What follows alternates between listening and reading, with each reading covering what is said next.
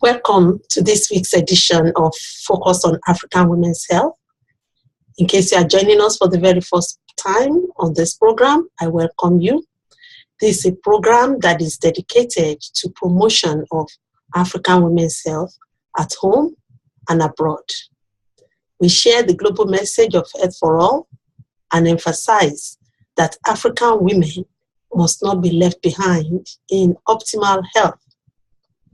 My name is Dr. Olayide Ogunshiji of the School of Nursing and Midwifery, Western Sydney University, Sydney, Australia.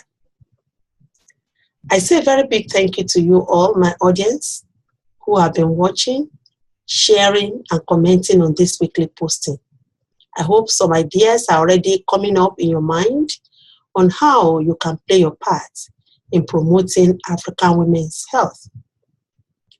Last week, we completed the second part of our discussion on the issue of domestic violence. And in particular, we made reference to the content of a published paper that relates to African migrant women's reluctance to seek help in the face of the experience of domestic violence. You will agree with me that this is an ongoing issue that require concerted attention.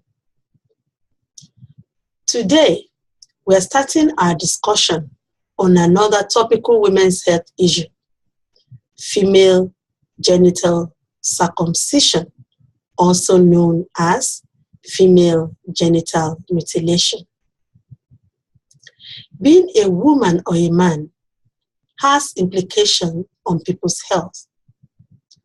And this is apart from biological reasons. There are a number of sociocultural factors that also inform people's exposure to health or ill health. Female genital circumcision is one of those cultural practices with significant short, medium, and long-term health consequences for women.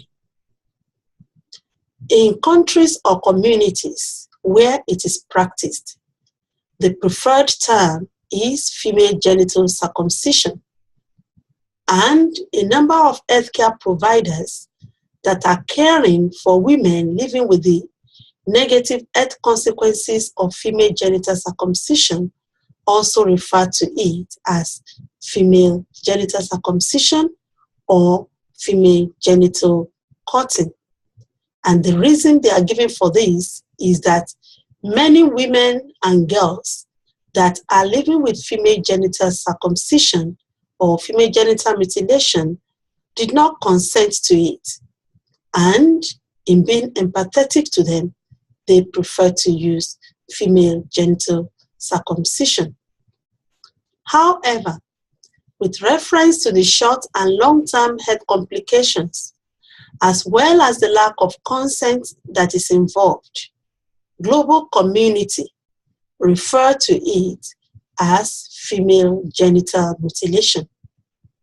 It is recognized as a violation of the human rights and a violation of the voice of a woman or a girl.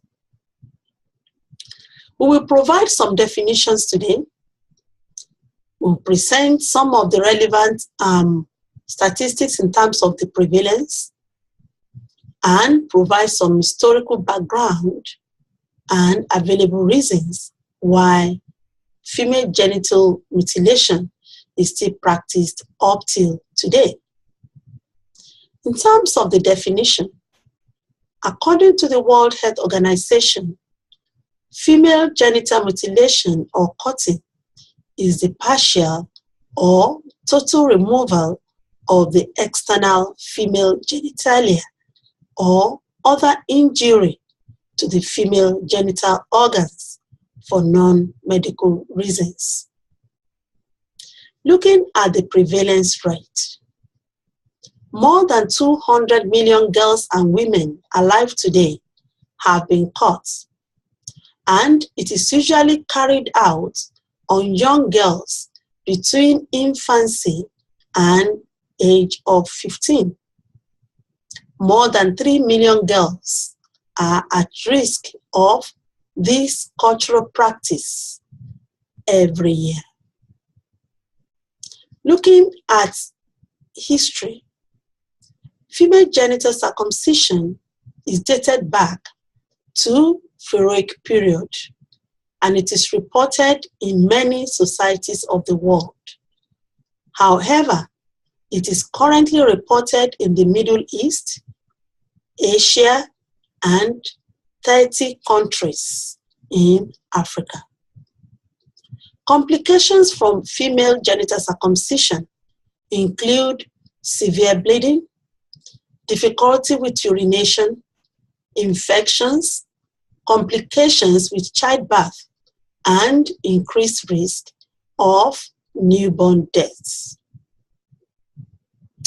There are 4 different types of female genital circumcision, depending on the severity and the number of female genital parts that are cut off.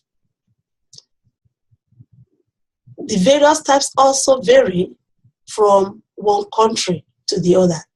That is, there are some countries that practice type 1, which is the removal of the clitoris and labia minora. And it varies from one country to the other. The higher the type, the more severe or radical it is. A number of reasons have been suggested for why female genital circumcision is still practiced up to today. Historically, it is practiced as a show of love from the mother in preparing her daughter for marriage and as a way of preventing their daughters from promiscuity. As a matter of fact, in some practicing cultures, it is considered a rite of passage to womanhood. There are arguments as regards to female genital circumcision being a religious practice. However, several studies and literature have ruled this out with the fact that unlike male circumcision that can be pinned down in a number of religious books, there is none of the major religious books that has female genital circumcision recorded in them. And ongoing studies continue to pin it down to cultural practice. Many cultures that practice female genital circumcision provide only one singular explanation, that is the way we have been doing it, and that is the way it was handed down to us.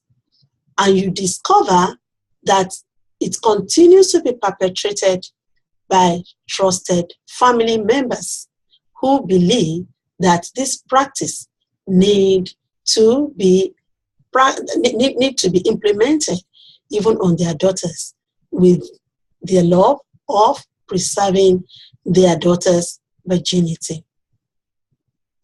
The question now is, what do all this mean to us? What does it mean to you? And what are all the things we've been talking about mean to me? Number one, if you look at the statistic that was presented earlier on in terms of the prevalence, 30 African countries are still practicing female genital circumcision. This is to say that more than half of the countries in Africa are still practicing female circumcision, subjecting their women and daughters to the short and long-term implication of female genital circumcision. Number two, we presented earlier on that many mothers have the intention of preserving their daughter's virginity, as well as preventing them from promiscuity and preparing them for marriage.